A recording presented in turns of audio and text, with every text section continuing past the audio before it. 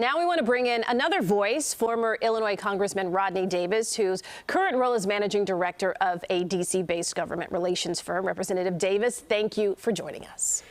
Congressman, let me start with this. I guess you've been out for about a year now. Do you miss it, or are you glad you're out? You know, I miss my friends, but I don't miss what Congress has turned into. I can tell you that. I have no intention of ever running again, so I hope that answers your question. Okay. Well, actually, that was the next word. What do you think of the current state of the GOP nationwide and here in Illinois, considering, what you're saying about how different it could be? Well, nationwide, I think the GOP brand is pretty strong. You look at President Trump is leading in polls in the battleground states right now. I think there's a really good chance that we take the Senate based upon the map that is very favorable to Republicans. And frankly, from what I'm hearing from some of my former colleagues and experts out here, Republicans are leading in districts that they shouldn't be leading in, which makes me optimistic about the House. Now, in Illinois, we got a lot of work to do. And we had the worst gubernatorial candidate on the GOP side that I've ever witnessed in my lifetime last time in Darren Bailey. And I think he set us back at the local level and the state level in Illinois more than anyone else could have. Well, as long as you're dropping truth bombs, Rodney, let's talk about it here, because I'm curious about a couple of things. Number one, let's go back to the J6 committee. You were on a list of 5 put up by Kevin McCarthy to be on that committee. Nancy Pelosi rejected Jim Jordan and Banks from Indiana, and he pulled all 5 of you. Do you wish now you had gone ahead and done it anyway? No, because that was unprecedented what Nancy Pelosi did. She knew what she was doing. And she wanted to turn it into a partisan committee rather than what all committees are in Congress, which are bipartisan. This was the first time in our nation's history that the Speaker of the House did not accept minority appointments. And I think that set a terrible precedent. Look, I wish we would have had a bipartisan commission. That's why I wrote a bill for a bipartisan commission after January 6th.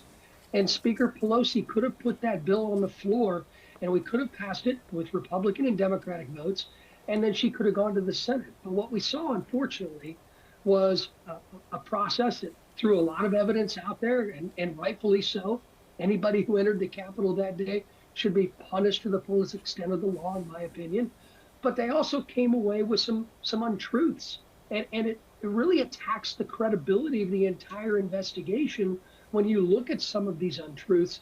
And that's the most disappointing part, because I don't think we're any better off security-wise than where we were on January 5th when I got a security briefing from the Capitol. How are you different then from Liz Cheney and Adam Kinzinger, who were on the committee and now think that former President Trump should be held accountable for his role in that?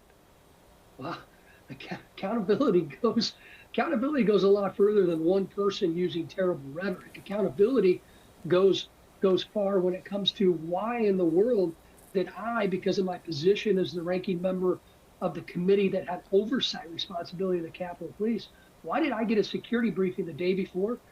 And there was nothing in that briefing that told me that I would witness what I saw on January 6th. I've been shot at on a baseball field by a crazed left-wing gunman. I've been evacuated off the House floor by crazed protesters and people who were breaking the law that were coming from the right side of the political spectrum. I think violence is violence, and we shouldn't have to have a red shirt or a blue shirt. But one thing I can tell you is that we need to figure out why the security posture was not at the level it should have been before January 6th, when we now know through evidence and through bipartisan hearings in the Senate, not necessarily through the Select Committee's investigation, but bipartisan investigations in the Senate, said that the Capitol Police knew that Congress would be under attack because of a threat relayed from the Norfolk FBI office to the Capitol Police Intelligence Division. And that, my friends, was not even relayed to then Capitol Police Chief Steve Sund. Let me ask you one more follow-up on this, Rodney, and then we'll move on. But I'm assuming then, hearing what you've said, you don't agree with President Trump that the J6 people who've been tried and convicted should be considered hostages and released. So I'm assuming you don't agree with that, correct? I don't agree with that at all. Okay. I think they're idiots. I think they broke the law, and I think they need to be held accountable. Will you vote for President? As anybody should be held accountable. Shouldn't have a political litmus test on idiocy. or when enforcing the law. Okay. Will you vote for President Trump then? I never answer who I'm going to vote for when someone asks me. It's a pretty binary choice between President Trump and President Biden. I like governing with President Trump. We got a lot of things done together. But also, I like Joe Biden personally. But he's been a disaster with reconciling the problems on the border, and he's been a disaster with things like the Afghanistan withdrawal. It's kind of I'm in that same position that most Americans are. It's why these two again? Well, staying on that point, you know, we already have projected renters here in Illinois. Of course, it's Trump and Biden, but the numbers on the Republican side show that nearly 20% still voted for Nikki Haley. We were discussing it here on the panel, just in terms of them sending a message. So what would you say then to dissatisfied voters about these candidates for president on both sides? Well, I think a lot of voters probably went to the polls today and didn't realize Nikki Haley dropped out. She's on the ballot, so therefore they think they can still vote for her and that she's still clearly running. Clearly, there are a lot of people that are disappointed with President Trump. There are many Democrats, as we've seen in earlier primary and caucus states, that decided to vote uncommitted at historic levels against a sitting president, President Biden. I think there's a lot of frustration by a wide swath of Republicans and Democrats against the two candidates running against each other again.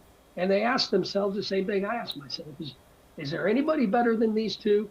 But the American people, through our process, chose these two again, and you got to respect them for that.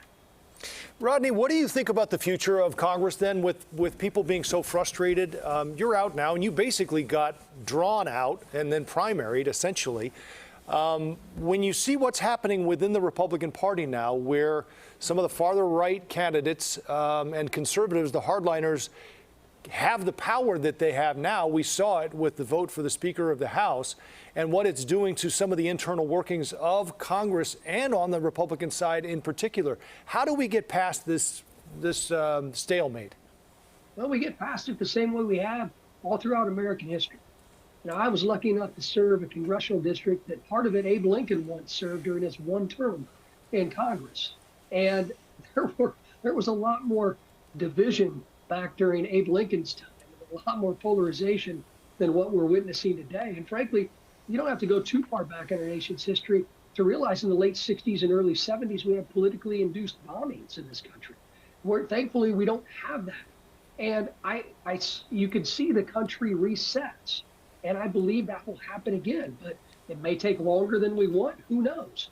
Clearly, it's not going to happen with this presidential election, but hopefully future presidential elections. And I have faith. I have faith in the American people that they're going to make the right decision and elect the leaders that they feel are best. And there's one thing I've learned, regardless of whether or not your candidate wins, you have to respect the results, especially the voting results of the American people. All right. Well, former Illinois Congressman Rodney Davis, thank you for joining us here on the CBS News Chicago Stream.